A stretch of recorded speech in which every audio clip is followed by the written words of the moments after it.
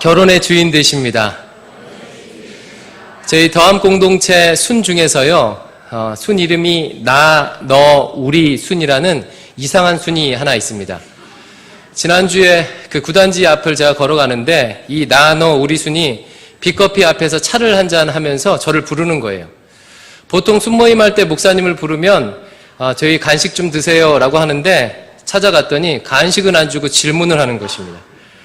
근데 그 질문이 오늘 그 설교를 시작하기에 참 적당한 질문이라는 생각이 들어요. 2주 전에 제가 결혼에 대해서 설교를 했는데 그때 설교할 때 결혼에 대한 핵심을 잘 짚을 수 있는 그런 질문이었습니다. 질문이 뭐냐면요. 여러분 들으면 깜짝 놀랄 거예요. 다짜고짜 부르더니 저한테 뭐라 그러는지 알아요? 목사님, 게이가 결혼하는 거 찬성이에요, 반대예요? 예. 너무나도 당황스럽게 갑작스럽게 이런 질문을 하는 것입니다. 여러분 이 질문이 제가 2주 전에 설교했던 그 결혼에 대한 핵심을 짚을 수 있는 질문인데 여러분 이 질문에 대해서 어떻게 생각하십니까?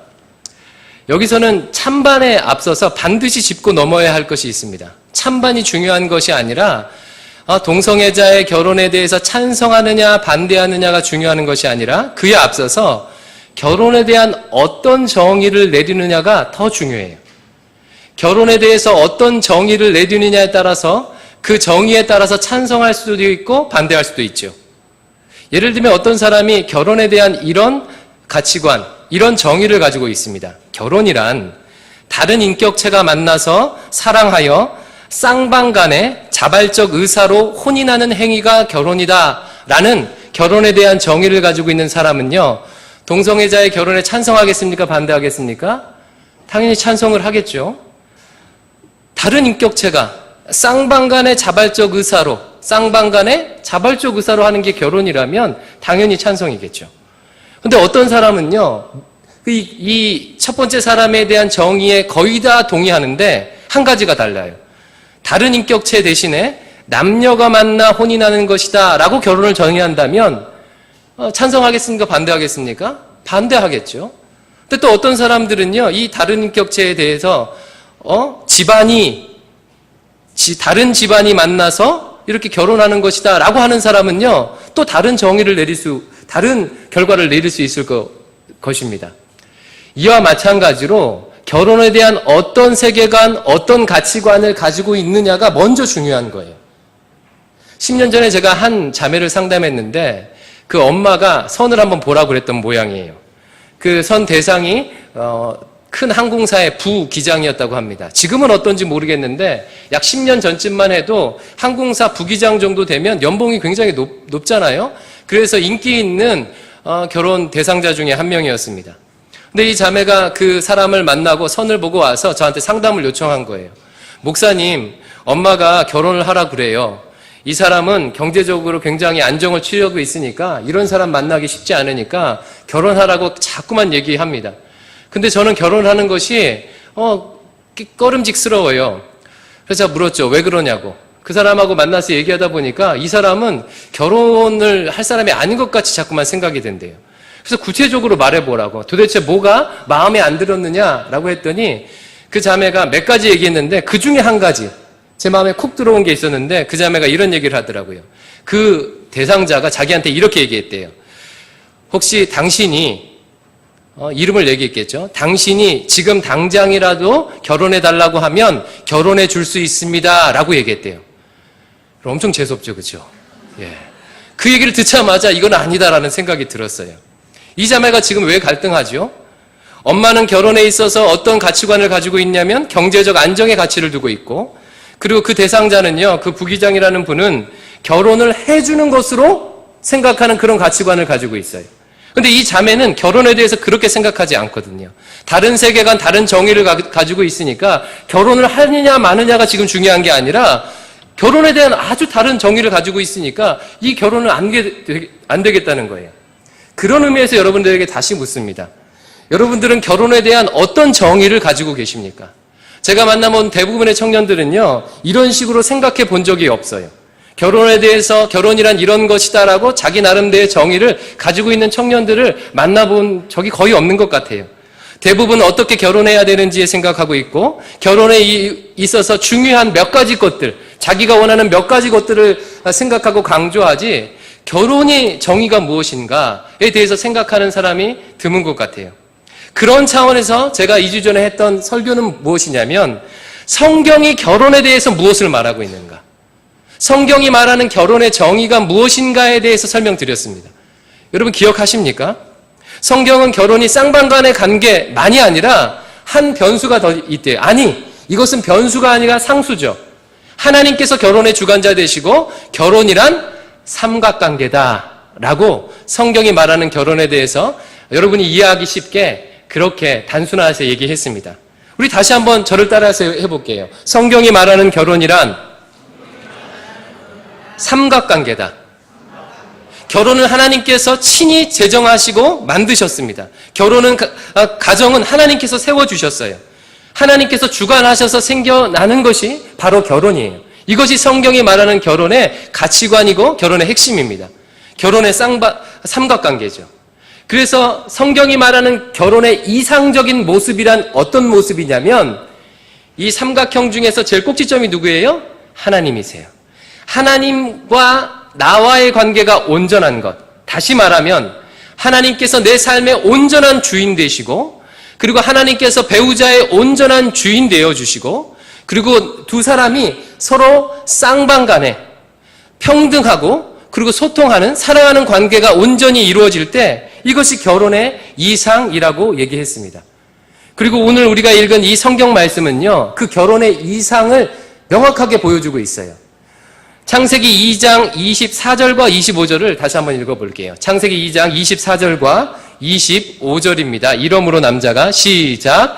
이러므로 남자가 부모를 떠나 그의 아내와 합하여 둘이 한 몸을 이룰지어다. 아담과 그의 아내 두 사람이 벌거벗었으나 부끄러워하지 아니하니라. 이것이 하나님께서 창세기 문맥 가운데 천지를 창조하신 하나님께서 가정을 창조하실 때의 모습을 그리고 있습니다.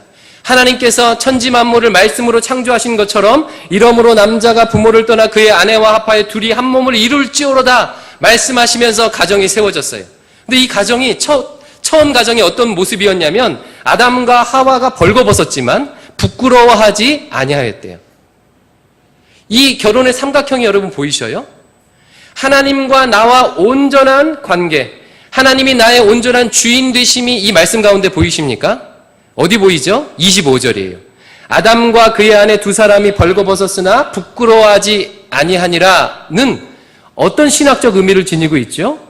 그 이후에 창세기 3장 10절을 보면요, 지금 우리가 읽은 창세기 2장 25절이 어떤 의미인지가 분명히 드러나요. 창세기 2장 25절과 조금 후에 읽을 창세기 3장 10절 사이에는요, 그 유명한 선악과 사건이 있습니다. 그러니까 죄를 지은 거예요. 죄 짓고 난 다음에 하나님과의 관계가 변화가 일어나는데, 창세기 3장 10절을 한번 읽어볼게요. 시작. 이르되 내가 동산에서 하나님의 소리를 듣고 내가 벗었으므로 두려워하여 숨었나이다. 죄를 짓기 전에는 벌거벗었으나 부끄러워하지 않다가 죄를 짓고 난 다음에 부끄러워서 하나님의 낯을 피하여 숨었대요.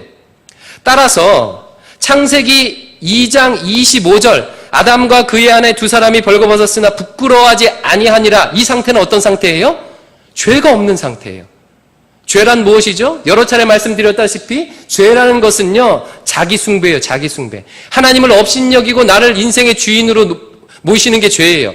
죄의 반대란 무엇이냐면 하나님이 내 인생의 주인이 되는 것이 죄의 반대죠.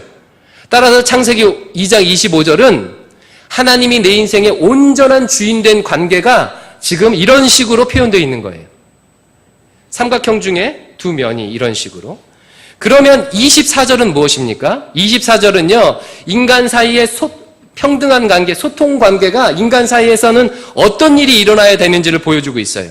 한번 여러분 이 말씀을 보시면서 원리를 발견해 보세요. 하나님과는 하나님이 내 인생의 주인 된 것이 온전히 이루어지고, 그리고 인간 사이에서는 무엇이 있어야 합니까? 이러므로 남자가 부모를 떠나 그의 아내와 합하여 둘이 한 몸을 이룰지로다. 여기서 이 삼각형에서 이 수평적 관계의 두 원리를 한번 발견해 보세요. 뭐죠? 떠남의 원리. 먼저 부모를 떠나는 떠남의 원리예요. 두 번째는 뭘까요? 굳이 이름을 붙이자면 한 몸의 원리, 하나됨의 원리죠.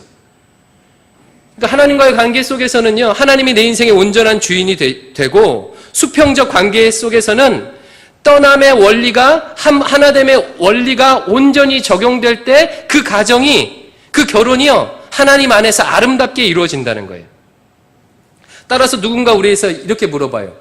언니, 성경적 결혼이란, 성경이 말하는 결혼의 원리는 뭐야? 라고 물어보면 여러분 어떻게 대답하시면 됩니까? 성경이 말하는 결혼의 원리는 아주 쉬워. 날 따라해봐. 삼각형. 성경이 말하는 결혼의 원리는 세 가지인데, 첫 번째는 하나님을 주인으로 온전히 인정하는 것. 두 번째는 부모를 떠나는 것. 세 번째는 배우자와 하나 되는 것. 이것이 성경이 말하는 결혼의 핵심적인 세 가지 원리야. 네가 이 세 가지 원리를 잘 지켜서 결혼하며 가정생활을 할 때 하나님의 통치가 온전히 임하고 그 가정에 하나님이 주신 축복이 임해라고 말하면 되는 거죠. 제가 결혼에 대해서 그 상담을 참 많이 하는데 질문을 많이 받는 것 중에 하나가 뭐냐면, 어떻게 하면 좋은 사람을 만날 수 있습니까? 라는 질문을 많이 받아요. 여러분도 궁금하죠? 이제 20대가 넘었고 어떤 분들은 30대가 넘어서 결혼 정년기에 다 있는데, 다들 궁금한 것이 어떻게 하면 평생을 함께할 좋은 사람을 만날 수 있을까라는 질문을 여러분 마음속에 가질 거예요. 저한테 그런 질문을 한다면요, 저는 주저없이 대답합니다. 생각할 것도 없어요. 어떻게 하면 좋은 사람을 만날 수 있느냐면요, 귀를 기울이세요. 방법을 가르쳐 드릴게요. 어떻게 하면 되냐면요, 내가 좋은 사람으로 준비되면 좋은 사람을 만납니다. 내가 좋은 사람으로 준비되면 하나님께서 그에 합당한 좋은 사람을 만나게 하셔요. 많은 경우 내가 준비되려고 하기보다는 좋은 사람을 만나서 인생의 대박, 인생의 역전을 이루려고 그렇게 생각을 해요. 여성분들의 입장에서 한번 예를 들어볼게요. 전혀 여성을 비하하는 게 아니고요. 일반적으로요. 여성들께서 결혼을 원할 때 그 결혼의 기준이 어떤 기준들이 있습니까? 내 배우자는 이런 기준은 충족해야 돼. 첫 번째, 키는 커야 돼요, 작아야 돼요? 이왕이면 좀 커야죠. 어느 정도면 큰 거죠, 요즘에는요. 두 번째는요, 재정은요. 재정은 뭐 엄청난 부자가 되는 건 원하지 않지만 그래도 안정적이어야 되잖아요. 안정적이고. 성격은 어떻습니까? 성격이 안 좋으면 이거 참 힘들어요, 그죠? 성격이 좋아야 되는데 어느 정도면 좋을까요? 이상순처럼 말이 통하는 남자? 이 정도면 되겠습니까? 성격도 좋아야 돼요. 네 번째는 신앙은요. 지난주 설교와 또 오늘 설교를 들을 때 하나님을 주인으로 모셔야 되니까 이 신앙도 좋아야 돼. 부모님은 어때야 돼요? 시댁은요. 부모님도 인격적인 데다 신앙이 좋아야 하죠. 그러면 제가 한번 여쭤볼게요. 지금 우리가 생각하는 이 모든 조건을 다 충족시키는 그런 사람이 세상에 존재합니까? 어딘가 있을 것 같은데 그런 사람이 존재해요? 여러분, 거의 없습니다. 거의 없어요. 그리고 만약에요, 그런 사람이 만약 있다면 그런 사람은 이미 많은 사람들의 선망의 대상이에요. 그 경쟁률이 엄청나게 높아요. 그죠? 내 남자가 될 확률이 떨어지잖아요. 근데 이렇게 가정을 한번 해볼게요. 그런데 정말 기적적으로 그 사람이 내 남자가 됐어. 그러면요, 그 남자의 인생은 뭡니까?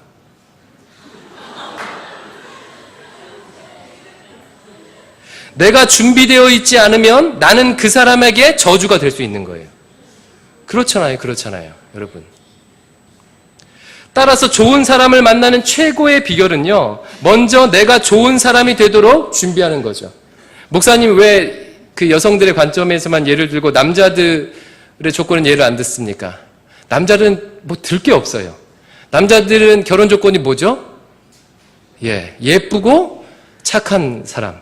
예쁘고 착한 사람. 근데 남자들에게 있어서 착하다의 정의는 뭡니까? 예쁘다는 거예요. 그러니까 남자들은 참 이래요. 그래서 지금 오해 마십시오. 지금 저는 외모 지향적인 이 남자들의 관점에 대해서 비판하는 거예요. 이게 남성들의 현실입니다. 현실이에요. 내가 하나님 앞에서 잘 준비되어 있으면 반드시 하나님께서 그에 합당한 짝을 만나게 해 주십니다. 그러면 무엇을 내가 준비해야 되죠? 아까 얘기했던 세 가지예요. 무엇을 준비해요? 하나님을 주인으로 모시는 자로 준비되는 것, 첫 번째. 두 번째는 뭐예요? 부모를 떠날 준비가 되어 있는 것. 세 번째는 뭐죠? 배우자와 하나 될 준비가 되어 있는 것. 이 세 가지 준비가 되어 있을 때 하나님께서 나에게 그에 합당한 짝을 허락하시고 그렇게 해서 만들어진 가정이 아름다운 가정입니다. 그 중에서 오늘은요, 하나님을 주인으로 모시는 자로 준비되는 것에 대해서 조금 더 자세하게 나눠볼게요. 아무리 강조해도 지나침이 없습니다. 이것은 결혼 생활뿐만 아니라 앞으로 내가 인생을 살아가면서 반드시 준비되고 기억해야 할 것이에요. 하나님께서 하나님의 주권을 온전히 인정하는 자로 준비되어야 합니다. 하나님이 내 인생의 주인 되신 그 권리를 인정하고 그것을 삶으로 실천할 수 있는 자로 준비되어야 돼요. 그래야 결혼의 준비가 되는 거예요. 물론 이것은 결혼 후에도 평생을 통해서 배워나가야 할 것입니다. 그런데 이것이 잘 준비되면 준비될수록 그 결혼에 하나님의 통치와 다스리심을 경험해요. 만약 내 인생의 주인이, 이 결혼의 주인이 하나님이심을 인정하지 아니하고 하나님이 주인 되신 권리를 인정하지 않은 상태로 살아가게 되면 어떤 증상이 나타나죠? 하나님이 주인이 아니면 누가 주인이에요? 내가 주인이잖아요. 아담의 선악과 따먹은 사건이 어떤 신학적 의미를 지녀요? 하나님께서 주인이 아니고 내가 하나님과 같이 될까 하여 따먹었잖아요. 하나님이 주인이 아니라는 뜻은요, 내가 주인이라는 거예요. 근데 한번 생각해 봅시다. 내가 주인 된 두 사람이 만났어요. 싸울까요, 안 싸울까요? 속된 말로 박 터지게 싸우는 거예요. 상대가 내가 원하는 대로 하지 않으면 결국 공격하고 싸우게 되는 것입니다. 모든 부부싸움의 핵심은 이거예요. 내가 주인인데 왜 내 뜻대로 안 하느냐고. 왜 나를 무시해? 왜 내 뜻대로 안 해? 왜 내 시간에 맞추지 않아? 왜 내 성질을 건드려? 왜 내 상처를 건드려? 그거 싫다고 했잖아. 당신 부모만 부모야? 내 부모는 아니야? 나. 이렇게 서로 주인 행세하는 내가 만나게 되면 서로 다스리려고 으르렁거리고 싸울 수밖에 없습니다. 물론 그래도 좋게 합의되어서 그래, 너도 주인이고 나도 주인이니까 서로 다치지 말자 하고 쿨하게 그렇게 할 수 있다면 그러면 어느 정도 결혼이 지속될 수 있죠. 하지만 그런 쿨함도 없다면 어떻게 돼요? 안 좋은 경우는 언어 폭력하거나 아니면 신체 폭력하거나요. 그렇게 싸우고 급기야는 헤어지게 되죠. 가끔씩 이제 연예인들이 결혼했다가 헤어지는 기사들이 나타나잖아요. 그래서 헤어지는 원인이 이렇게 기사에 떠요. 가장 많은 이혼하는 원인이 뭘까요? 성격 차이. 그렇죠? 근데 한번 생각해 보세요. 성격 차이로 헤어졌다는 말이 도대체 무슨 뜻이에요? 그러면 성격 차이로 헤어지지 않은 부부들은요, 성격 일치를 이루고 살아갑니까? 성격 합일이에요? 그런 거 아니잖아요. 저하고 아내는요, 성격이 완전 반대예요. MBTI 하면 저는 ENTP고 제 아내는 ISFJ예요. 완전 정반대예요. 저는 약속을 하면 혜령아 내일 신촌에서 만나자라는 그렇게 약속을 해서 여러 번 전화해야 돼요. 어디서 몇 시에 만나자. 비계획적이에요. 근데 제 아내는요, 미리 며칠 전에 그 계획표에 꼼꼼하게 기록해서 그 계획적으로 살아가는 사람이에요. 근데 이 두 사람이 만나서 지금 성격 차이를 극복하고 살고 있잖아요. 성격 차이로 헤어졌다는 말은요, 이게 무슨 말이에요? 성격 차이가 안 나는 부부는 세상에 한 커플도 없어요. 무슨 말이죠? 성격 차이로 헤어졌다는 말은 내 성격이 옳다, 너는 나에게 맞춰라 라고 내 성격만 했다는 그런 뜻이에요. 차이가 난다는 뜻이 아니라 나만 옳다고 얘기하다가 서로 헤어졌다는 그런 뜻입니다. 그래서 내가 하나님의 주권을 인정하는 훈련이 잘 돼 있으면 돼 있을수록 결혼할 준비가 잘 되는 것이고 행복한 결혼 생활을 할 수 있는 것입니다. 제가 2주 전에 결혼에 대해 설교할 때 결혼에 대한 환상은 갖지 말되 소망은 가져다 라고 얘기하면서 제가 결혼 생활이 얼마나 행복한지를 여러분에게 말씀드렸고, 그리고 이런 얘기를 했어요. 지금도 집에 들어가면 설렌다고요. 그랬더니 많은 자매들이요, 목사님 멋있다고 해줬는데 아니나 다를까 주일날 그 설교를 했잖아요. 화요일날 싸웠습니다. 꼭 그런 걸 이렇게 얘기하면 그런 일들이 발생을 해요.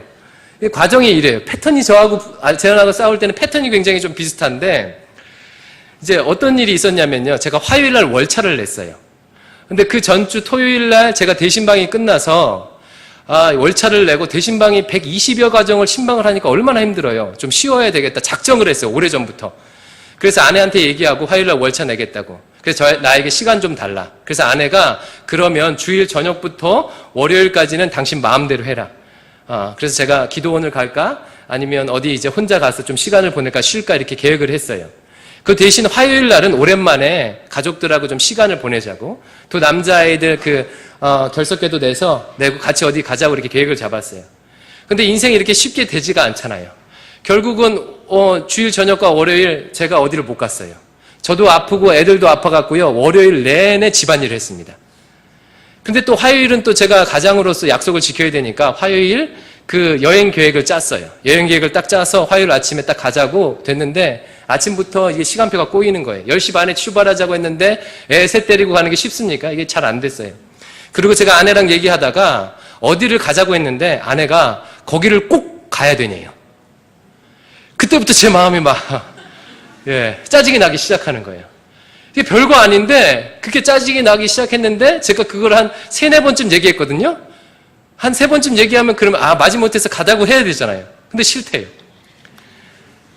그래서 제가 마음이 탁 토라졌습니다. 토라진 채로 여행을 갔어요. 여러분 결혼 안 해보신 분은 몰라요. 지금은 연애할 때는 토라지면 그냥 집에 오면 되잖아요. 근데 결혼하면 토라져도 여행을 같이 가야 돼요. 하루 종일. 이제 다음날 제가 출근을 해갖고 제 마음속에 아니 어떻게 그럴 수가 있냐.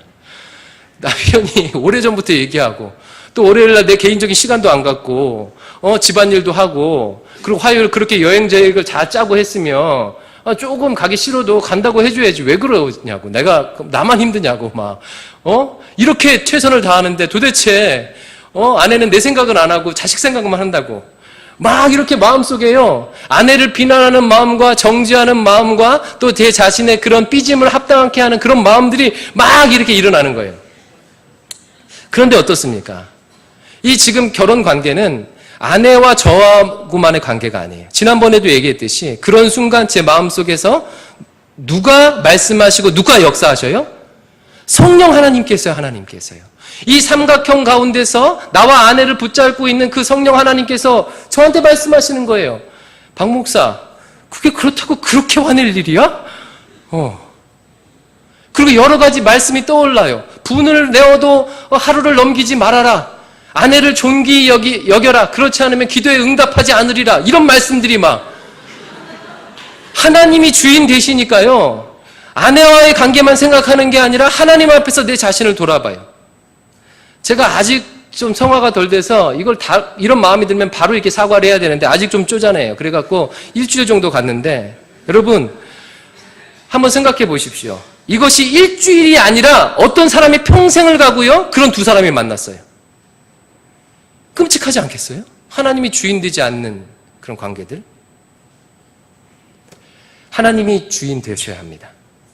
내가 신자라면요, 반드시 결혼 전에 하나님께서 결혼에 있어서 하나님의 주인 되심을 물으시고, 그리고 내가 그 하나님의 주인 되심을 대답하는 과정을 결혼 전에 반드시 내가 신자라면 겪게 하셔요. 저도 그랬어요. 결혼 전에 결혼의 주인이 내 삶의 주인이 하나님이십니다 라고 고백하도록 하나님께서 제 삶을 다루셨고, 그 창세기 22장에 아브라함이 이삭을 바치는 그 말씀을 통해서 하나님 앞에 꼬꾸라져서 엎드려져서 하나님 결혼의 모든 주권을 하나님께 올려드립니다. 하나님께서 결혼과 가정의 주인이십니다라고 고백하지 않을 수 없는 도록 인도하셨어요. 그 과정을 겪었어요. 그리고 아내를 만났어요. 반드시 겪어요. 제가 한 자매님께서 자기 남자친구를 소개시켜 주겠다고 식사를 하자고 해서 나갔어요. 이 자매님은 그 남친과 오랫동안 만났습니다.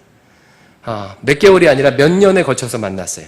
근데 이 남자친구는요, 그 나이가 좀 있으신데, 그 안정적 직장을 아직 못 구하셨어요. 그러니까 취준생이에요, 몇 년 동안.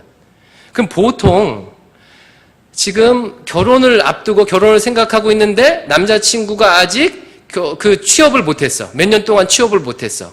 그러면 보통 당연한 수순은 어떻게 되는 것입니까? 취직을 하면 결혼하는 거. 그것이 자연스러운 그 수순이죠. 이 자매도요, 그 남자친구가 취직이 되었고 결혼하겠다고 저를 소개시켜 주는 거예요. 그래서 인사하고 같이 밥을 먹었는데 제가 대화를 나누다가요. 이 결혼은 하나님께서 강력하게 인도하시는 결혼이구나라는 걸 느꼈고 또 한편으로요. 그 자매를 제가 아주 입이 마르도록 칭찬을 했어요. 너무 잘했다고. 결혼을 위해서 반드시 거쳐야 할 과정을 진짜 잘 겪었다고 제가 칭찬을 해줬습니다. 왜냐면요. 자매님께서 그 남친과 결혼하자고 말하고 결정한 그 순간이 취직이 된 다음이 아니라 취직이 결정되기 이전이었던 거예요. 비록 남친이 아직 직장이 결정되지 않았지만 그의 신앙과 인격을 신뢰할 만하고 남친도 직업을 위해 최선을 다하니까 이 취직에 대해서 경제적 안정에 대해서 하나님께 맡기자는 믿음의 선택이 그 자매에게 있었다는 것을 대화 가운데 제가 발견했어요. 더군다나 이 자매님은 제가 어렸을 때부터 봐왔거든요. 살아온 여러 환경을 고려할 때 신랑 될 사람의 사회적 경제적 안정이 누구보다도 중요하게 교류될 수밖에 없는 그런 상황에 있었던 자매님이셨어요. 본인 자신도 어떤 성취욕이나 이런 것들이 강한 분이셨어요. 그럼에도 불구하고 이렇게 결정을 한 거예요. 그러면서 이 자매님이 저에게 아주 명언 같은 말을 대화 가운데 지나가면서 저한테 했겠죠. 남겼는데 제 마음에 새겨졌습니다. 이런 말을 했어요. 목사님, 가치관을 바꾸지 않으면 안 되겠더라고요. 목사님, 가치관을 바꾸지 않으면 안 되겠더라고요. 여러 가지 과정을 통해서 내 인생의 주인이, 결혼의 주인이 누구신지, 인생의 주인이 누구신지, 무엇이 가장 가치 있는지에 대해서 가치관을 바꾸는 그런 과정을 겪고 지금 세워진 거예요. 하나님의 주권을 인정하는 거죠. 얼마나 기쁘던지 모릅니다. 그래서 제가요, 아예 선언을 했어요. 예언을 했어요. 하나님께서 축복해 주실 거라고요. 그 남자분도 마찬가지더라고요. 그 오랜 취직생 기간을 통해서 하나님께서 그의 마음을 가난하게 만드셨어요. 아주 엘리트고 똑똑한 분이신데 내 인생이 내 뜻대로 되는 것이 아니구나라는 것을요, 그 기간을 통해서 깨닫게 해주셨어요. 하나님께서 내 삶을 열어주셔야 되는구나. 하나님께서 주관하시는구나. 그 하나님의 주인 되심을 짧지 않은 기간에 경험하게 하시고 그것을 고백하게 하니까 이게 결혼하게 되는 거예요. 근데 놀라운 건 무엇입니까? 그렇게 두 사람이 믿음으로 그것을 결정할 그 당일 결정하고 나서 남친의 취업 연락이 왔대요. 하나님의 타이밍이 역시 놀랍지 않습니까? 떨어져 있는 퍼즐 조각들이 맞춰지니까 하나님께서 지금 이 몇 년 동안 이 커플을 어떻게 다루셨는지가 보여지고 그것을 통과하고 나니까 하나님께서 또 다른 단계의 아름다운 것들로 예비해 놓으심이 여러분 보이잖아요.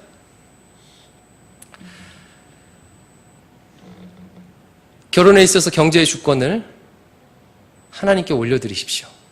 많은 커플들이 착각하는 것 중에 하나가 결혼에 있어서 경제적인 문제를 그 어떤 것보다 우선순위에 놔요. 돈이 준비되어야 결혼하는 것이라고 생각합니다. 여러분, 얼만큼 준비되면 결혼이 준비된 건가요? 전세금 정도? 얼만큼이에요? 경제 영역에 대한 하나님의 주권이 인정되도록 준비되어야 해요. 경제 영역에 하나님의 주권을 인정하는 자는요, 절대 게으를 수가 없죠. 예전에 제가 게으름에 대해서 설교할 때 게으름은 자기 숭배라고 했어요. 지극한 자기 사랑이라고 했죠. 경제 문제에 대해서 하나님의 주권을 인정하는 자는 경제 문제에 대해서 게으를 수 없습니다. 경제 활동을 하는 것 없이 자기가 원하는 것만 하려고 하지 않아요. 자기, 나 음악하는 거 알지? 나 음악할 테니까 자기가 알아서 해. 이렇게 할 수가 없죠. 내가 재정 능력이 있다고 결혼할 자격이 있다고 착각하시면 안 됩니다. 그 재정 능력이 보통 20대, 30대의 재정 능력이 있으면 왜 있어요? 부모님이 잘 살면. 본인이 한 것입니까? 그리고 안정된 직장을 가졌어요. 그렇다고 결혼 준비가 된 거예요? 아니에요. 만약 내가 지금 부모님이 짱짱해서 은수저 금수저라서 전세 자금을 대줄 비용이 있고 그리고 나는 지금 안정된 직장을 가지고 있으니까 나는 결혼할 준비가 됐어 라고 생각한다면 착각하는 거예요. 내 인생의 주인이 하나님이 아니시고 자기 자신일 가능성이 굉장히 많습니다. 대기업에 시집갔다 온 며느리들, 우리 여배우들이 얼마나 고생하는지 가끔씩 이렇게 나오잖아요. 그죠? 반대도 마찬가지예요. 제동이 또 쪼들리기 때문에 나는 결혼할 자격이 없어. 이렇게 생각하는 것도 마찬가지입니다. 마찬가지. 경제에 대해서 묶여있는 것은 동일합니다. 핵심은요, 돈이 얼만큼 있느냐가 아니에요. 여러분 20대 때 지금 직장을 가지고 살아가는데 얼만큼 돈이 있을 수 있겠어요, 여러분? 얼만큼 있을 수 있겠어요?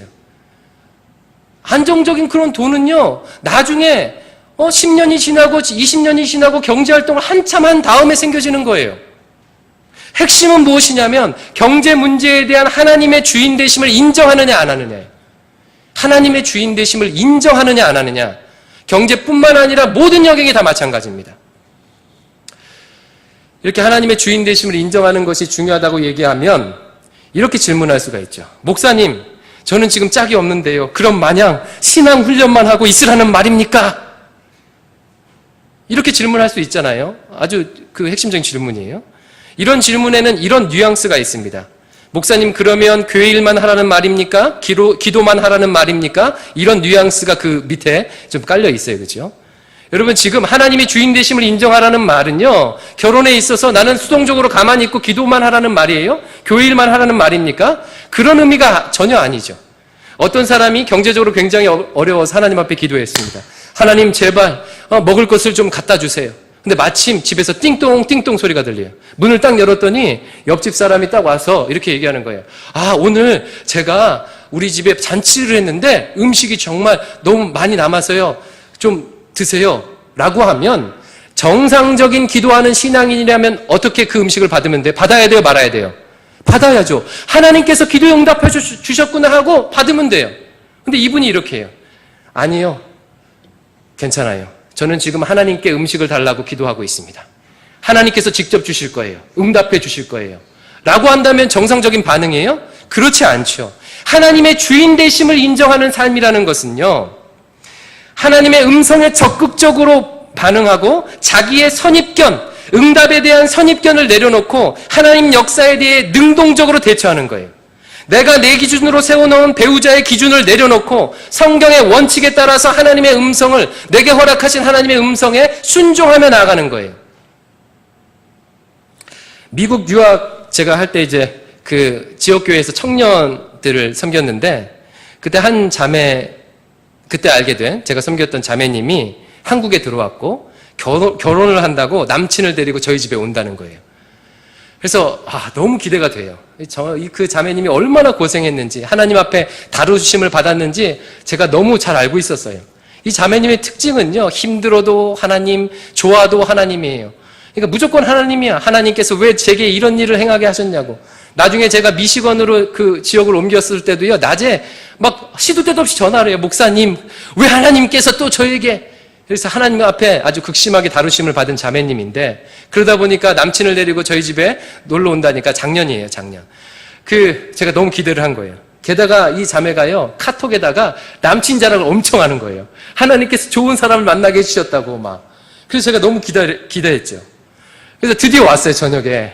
정연이 왔고 제가 문을 딱 여는데요, 순간 제가 당황을 했습니다. 왜 당황을 했냐면요, 이분이 머리숱이 없으셔요. 근데 그냥 없은 게 아니라 너무 없으셔요. 그래서 이게 나이가 많이 들어 보이잖아요. 이게 남친이 아니라 아버지랑 같이 온 것 같은 느낌이 줄 정도로. 그래서 제가 순간 이게 내색을 하면 안 되는데 하여튼 움찔했어요. 예. 근데 그날 저녁 제가 그 커플하고 저녁에 식사를 하면서요, 정말 감사하더라고요. 두 사람의 신앙이 얼마나 귀한지가 대화 가운데 드러나고, 이래서 하나님께서 함께 하게 하셨구나, 이래서 하나님께서 만나게 하셨구나라는 것을 강력하게 느꼈습니다. 목사님께 인사 오면서 머리에 가발 쓰지 않는 그 솔직함, 그 당당함, 그 대화 가운데 교회와 가정 중심으로 살아왔던 그 삶의 흔적, 그 삶의 패턴들, 이야기를 자기 마음을 잘 표현하는 그런 모습들, 상대를 배려하는 모습들, 정말 이 사람이 만났을 때, 가정을 꾸렸을 때 머리가 좀 숱이 없는 것만 빼고 행복할 수 있는 요소들이 정말 많이 보였어요. 그래서 그 자매가 진짜 좋은 사람을 만났구나, 자랑할 만하구나. 근데 그 자매가 그렇게 된 배경이 뭐예요? 그 자매님은요, 결혼에 대한 하나님의 주권을 인정했던 거예요. 자신이 세워놓은 그런 기준들을 고집하지 않고 하나님 안에서 사람을 바라보려고 내려놓음이 있었기 때문에 그런 만남이 있는 거죠. 하나님의 주권을 인정할 때요. 여러분, 자매 여러분, 머리나 옷 입는 스타일에 가려진 보석들이 많이 있습니다. 그런 분들은 그런 스타일 때문에 빛이 안 나서 별로 경쟁자도 없어요. 예. 자매님들 같은 경우도 마찬가지입니다. 하나님을 주인으로 모시는 자들은요, 기도만 하지 않죠. 열린 마음으로 하나님이 주신 기회에 적극적으로 반응하게 됩니다. 그렇게 준비되면 하나님께서 하나님의 때에 만나게 하셔요. 그래서 자주 얘기하는 게 좋아하는 사람과 결혼하려고 하지 말고 맞는 사람과 결혼하라고요. 맞는다는 것이 무슨 의미예요? 여러 가지 의미가 있죠. 대화도 잘 통하고요. 근데 그 맞는지 안 맞는지 내가 100%로 알 수 있어요? 없어요? 없습니다. 결혼에 그래서 믿음의 요소가 필요한 거예요. 100%로 확신하고 결혼한 사람이 세상에 어디 있겠어요? 맞는지 안 맞는지는요, 우리 하나님께서 아셔요. 나는 비록 그 연봉 어떻게 되는가, 외모, 그 가정은 어떻게 되는가 몇 가지만 신경 쓰지만 우리 하나님께서는 우리 두 사람이 만나서 낳을 자녀, 그 가문의 배경, 그리고 낳을 자녀의 자녀의 자녀의 자녀까지도, 그 사람들을 통해서 이루어질 일들까지도 모든 요소를 다 고려해서 맞는 사람을 붙여주신다고요. 따라서 이와 같은 지혜와 시간과 공간을 초월하시고 나의 모든 것을 아시고 미래를 꿰뚫어 보신 그 하나님께 그 결혼의 주권을 맡겨드리는 것은 어리석은 일이 아니라 결혼할 자들의 반드시 해야 할 일입니다. 그렇지 않습니까? 오늘 설교 내용은 명확해요. 결혼에 대한 최고의 준비는 하나님의 주권을 인정하는 것. 그렇게 준비되시는 여러분 되시기를 주의 이름으로 축원합니다.